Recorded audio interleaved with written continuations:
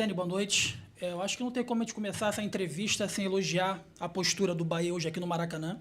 Poucas equipes do cenário da América do Sul vêm ao Maracanã e jogam de uma forma tão propositiva como o Bahia jogou hoje contra o Flamengo.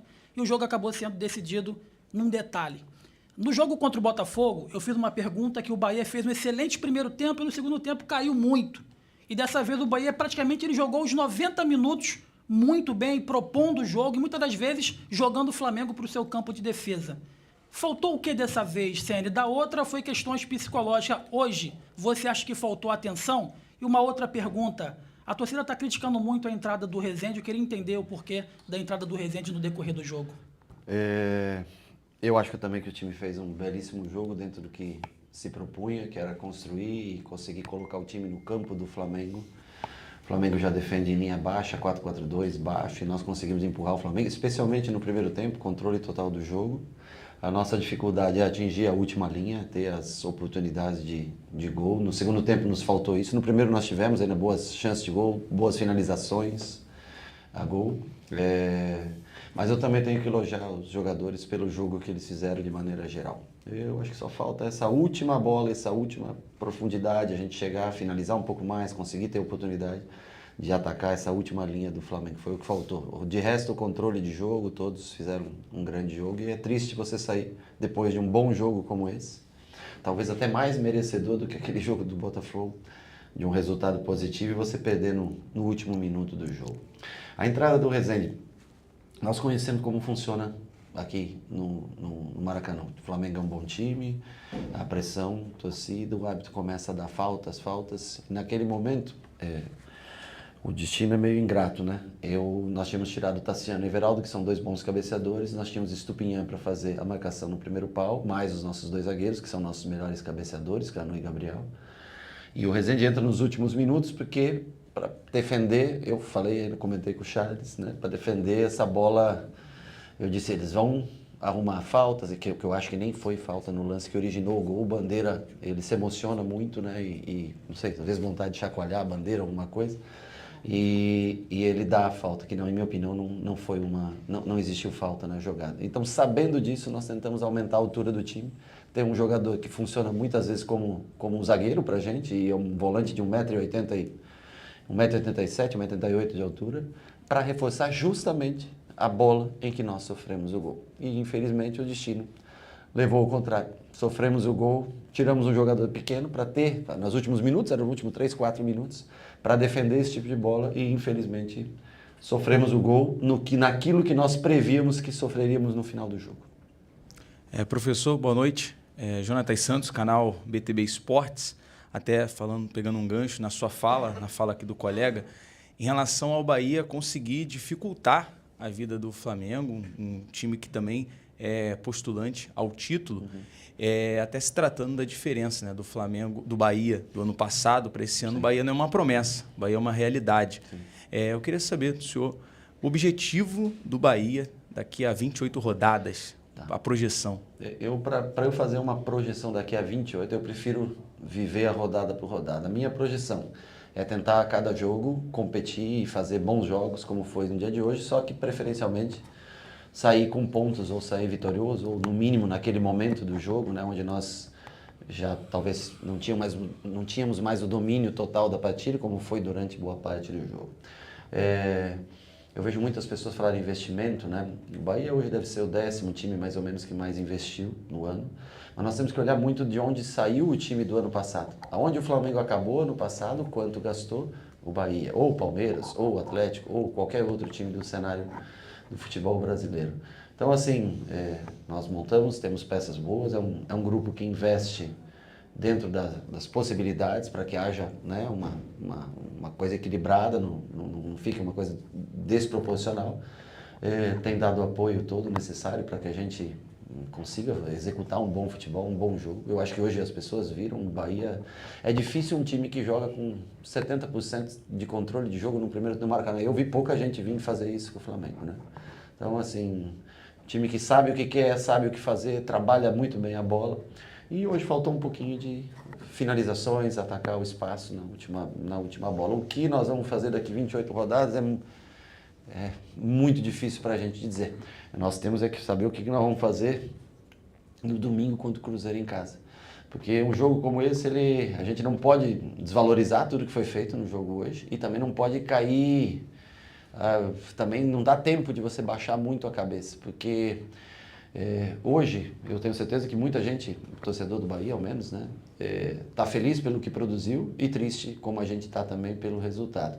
Mas nós não podemos deixar isso caminhar por muito tempo, porque o Cruzeiro é um time bem difícil, um time que dá pouco espaço, não dá espaço como o Flamengo deu hoje para a gente jogar aqui, para transitar a bola na tranquilidade que nós transitamos. Então nós vamos encontrar muito mais dificuldades no sentido de construção e esse dia, essas 24 horas a mais que o Cruzeiro tem, elas podem ter reflexo. Então, ao menos psicologicamente, a gente tem que se livrar o mais rápido possível dessa derrota, mentalmente, porque é sofrido você perder com gol no último minuto, sendo melhor na partida. Eu acho que o Bahia foi melhor no jogo. Mas nós temos que nos recuperar mentalmente para domingo, porque domingo o Cruzeiro tem 17, né, se eu não me engano, pontos, né? Está um ponto atrás da gente e passa a ser um confronto importante com 24 horas a mais de descanso, que é também algo que pode fazer diferença. Boa noite, professor Eduardo Alves. Eu gostaria de saber, o senhor acabou de comentar sobre a partida contra o Cruzeiro, você disse bem, está um ponto apenas atrás do Bahia. Eu queria saber o que o senhor pode adiantar para a gente da preparação para essa partida, além do que o senhor já falou para a gente, claro. Olha, nós voltamos agora, né, de madrugada, a gente chega, acho que por volta, sei lá, 4 horas da manhã, né, mais ou menos, em Salvador. Nós temos que tentar descansar no dia de amanhã e num treinamento no sábado analisar a condição de todos para ver, possivelmente, uma troca ou outra nós tenhamos que fazer. Acho que por cartão não, né? Acho que nós não perdemos ninguém com o terceiro cartão hoje. Nós tínhamos 5 pendurados, não perdemos. Não perdemos ninguém. Mas nós temos que analisar, porque o jogo passou para as 4 da tarde, diminuiu 2 horas, 2 horas e meia, né? Acho que era 6h30, passou para as 4. Isso faz um pouco de diferença, temperatura. Então vamos analisar o que a gente pode fazer para tentar manter o que vem sendo o Bahia nesse ano, que é um time extremamente competitivo, seja contra o Flamengo ou mesmo um time que não tem a expressão do Flamengo, mas que não é o caso do Cruzeiro, que é um ótimo time e parece que vai ficar melhor ainda a partir do dia 10 de julho, né? Mas é um time que concede poucos espaços, marca com muito mais pressão. Boa noite, Rogério. Marcos Eduardo, do canal Gato Mestre. Primeiramente, queria te parabenizar. O Bahia fez um ótimo jogo aqui no Maracanã. Para se manter lá em cima da tabela, o Bahia está de olho em reforço, você está de olho no mercado? O que eu vou te responder? Só o Cadu acho que pode responder melhor do que eu. Eu acho que a gente sempre está de olho, mas existe as possibilidades do clube.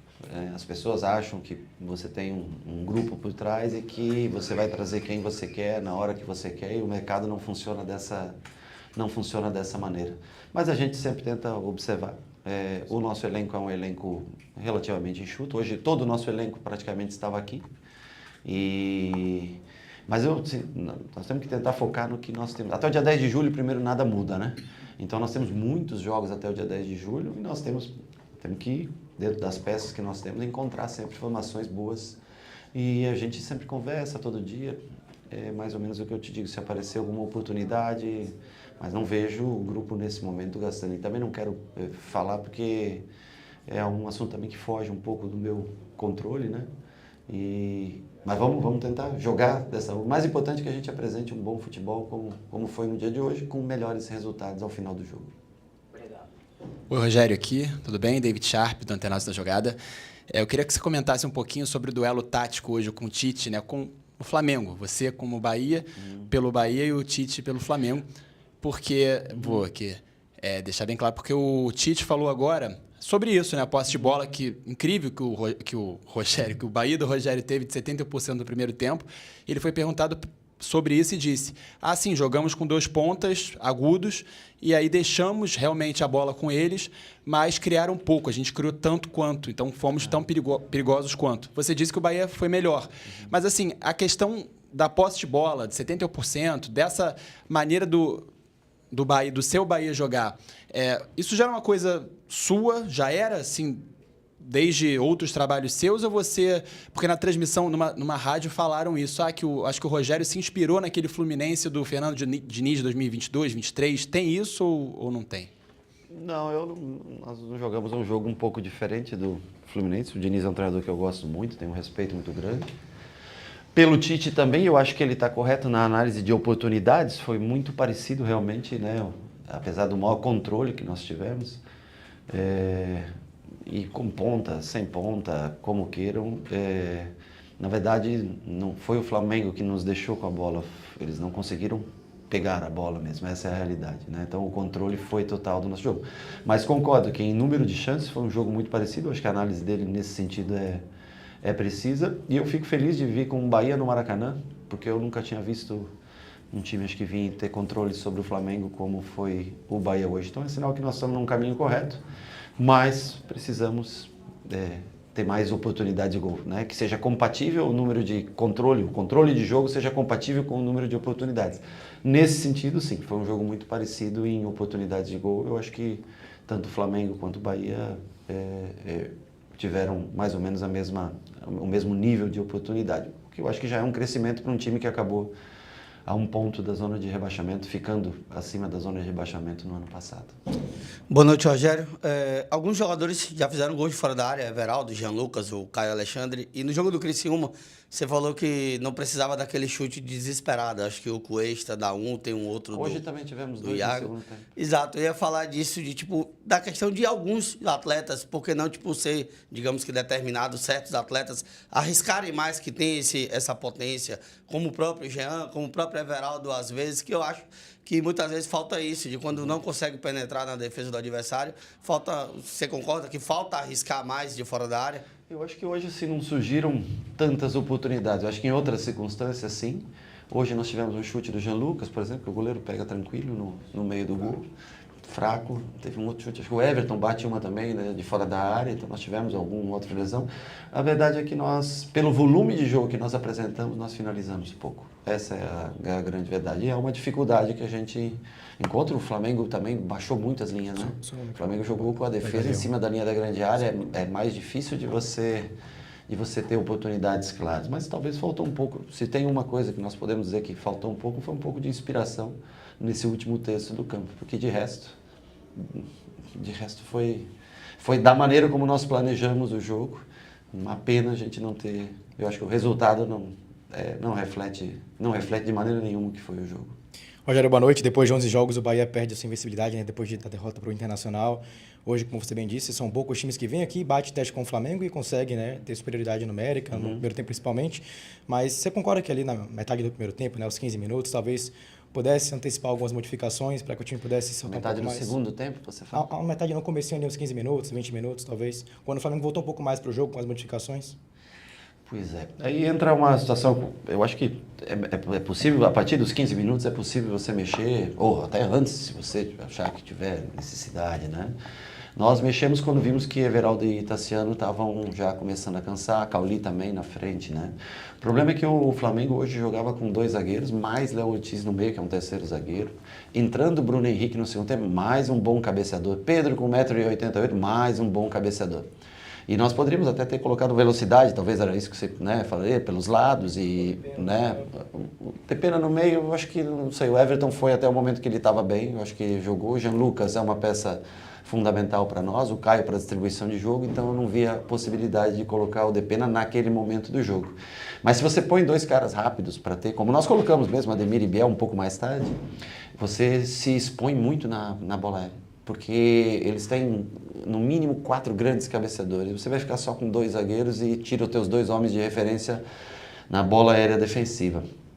Então, às vezes, as trocas, elas não são pela situação de jogo, mas você tem que pensar no todo. É a mesma coisa, a entrada do Rezende não é pensando em construir mais, menos, é muito se preocupando com o que o jogo está mostrando que vai acontecer. Ou seja, que o bandeirinha vai chacoalhar a bandeira no momento de emoção, que vai ter uma bola parada, porque o Flamengo no final do jogo, se você não tiver definido o jogo contra eles, eles vão te empurrar para trás no final do jogo, que vem a torcida, o time é um time de boa qualidade técnica individual, então eles vão te empurrar para trás. Mas a altura do time, esse quarteto de meio campo para jogar, você tem que ter, eles não são bons cabeceadores, né? São tudo menos bons cabeceadores. E você tem que ter um equilíbrio no time. Então, as trocas, às vezes é difícil você escolher uma troca no momento que você imagina, porque você também tem que pensar na bola aérea, que Everaldo e Tassiano compensam muito um meio de campo baixo, que tem muito talento, mas sofre um pouco no jogo aéreo. Me permita, Rogério, sempre que a assessoria passa para a gente de como acontece os treinamentos, fala de aprimorar bolas defensivas, jogadas paradas com o Nelson, aqueles treinos. E ultimamente eu acho que é o terceiro gol com o Charles, com o Nelson também. Com o Charles, né? Bola defensiva, pronto. A questão dessa bola parada, tipo, a do Hulk é uma falta frontal, é diferente, mas os últimos jogos em que o Bahia acaba sofrendo, volta a sofrer com bola parada, eu queria que você falasse a respeito disso. Bom, sobre o gol do último jogo contra o Criciúma, vou ser honesto com você, da maneira como foi batida a barreira não tinha que saltar, é uma coisa natural, não tem como um jogador naquela velocidade botar por cima.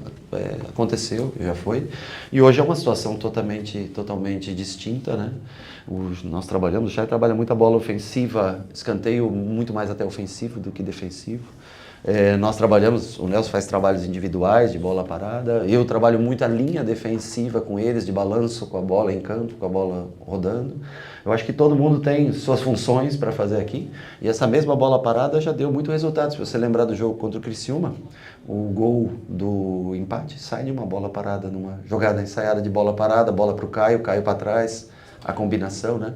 Então, assim, bola parada, você pode treinar ao máximo, a exaustão, você levanta teu time. No momento mais alto do nosso time, nós tomamos um gol de bola parada. Como é que você explica? No primeiro pau, que o Estupião estava lá para defender, que estava, acho que era o Juba o primeiro, né? Se eu não me engano, o Juba, o Estupião, tudo estava bem posicionado. Só que o menino vem, atravessa por cima e consegue tocar. E é triste, porque é um jogo super bem jogado que, às vezes, depois cai no esquecimento. Ou, hoje, talvez a gente tenha o reconhecimento desse jogo bem jogado. Mas se o resultado não vem no próximo jogo, aí as pessoas esquecem desse jogo bem jogado. Mas tudo isso faz parte. Eu só lamento sair daqui jogando mais uma vez bem. Já não é a primeira vez que a gente vem, joga bem aqui, com outros times até, e sai derrotado. Mas tem que... Ontem nós estávamos assistindo, o Botafogo fez um gol faltando 10 segundos. Semana passada eu estava assistindo, o Flamengo fez um gol faltando 10 segundos de bola parada. Hoje o Flamengo fez um gol. Então acontece, infelizmente, às vezes acontece contra a gente. Ok? Boa noite para vocês. Valeu, professor.